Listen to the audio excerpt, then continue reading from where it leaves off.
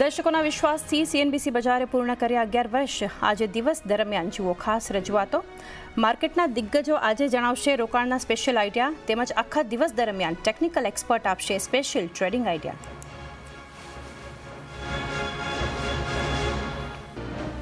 એટલે લગભગ તમને એનઓસી જ્યારે આવે એના પછી લગભગ 8 થી 9 મહિનાનો સમય લાગે એવું અત્યારે બ્રોડ બ્રશ બેસિસ પર લાગી રહ્યું છે।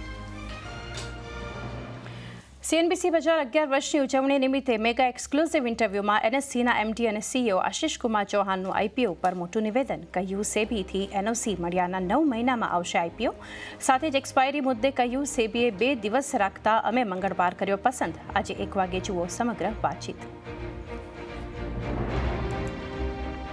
અમે એ વખતે મંગળવારે જે એક્સપાયરી જો આવે તો અમે મંગળવારમાં અમે ઈચ્છુક છીએ એવી રીતે સેબીને અમે અરજી કરેલી। તો આ વચ્ચે ભારતીય બજાર માટે મિશ્ર સંકેતો। એફઆઈએસની કેશ અને વાયદા બંનેમાં વેચવાલી ગિફ્ટ નિફ્ટી અને ડાઉ ફ્યુચર્સમાં મામૂલી તેજી। એશિયા મિક્સ્ડ, ત્યાં જ ગઈકાલે યુએસ ઇન્ડાઇસીસમાં પણ રહી તેજી। રેકોર્ડ ઊંચાઈ પર બંધ થયા ડાઉ જોન્સ અને નાસ્ડેક। 40 મહિનાના નીચલા સ્તર પર પહોંચ્યો ડોલર ઇન્ડેક્સ। ભારત અને અમેરિકા વચ્ચે ટ્રેડ ડીલની શરતો પર બની સહમતિ। સરકારી સૂત્રો મુજબ ઘણા મહત્વના પડાવ પર છે વાતચીત। વ્હાઇટ હાઉસનું પણ નિવેદન। રાષ્ટ્રપતિ ટ્રમ્પ ડીલ પર જલ્દી કરી શકે છે જાહેરાત।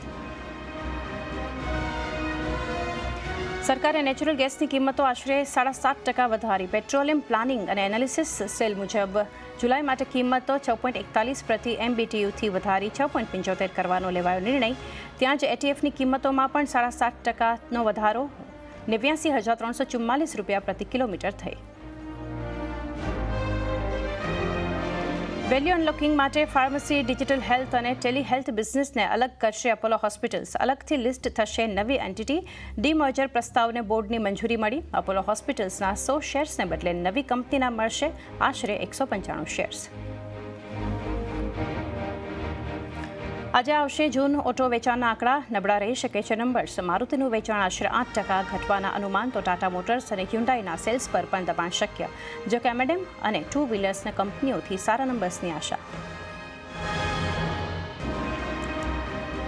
અને જીએસટીના મોરચે સારા સમાચાર। FY25માં growth GST collection 22.08 lakh crore રૂપિયા સાથે રેકોર્ડ સ્તરે। પાછલા 5 વર્ષમાં બમણી થઈ ટેક્સ વસૂલી। પરંતુ મે મહિનામાં ઇન્ડસ્ટ્રીયલ ગ્રોથને ઝટકો। 9 મહિનાના નીચલા સ્તર પર પહોંચ્યો આઈઆઈપી ગ્રોથ।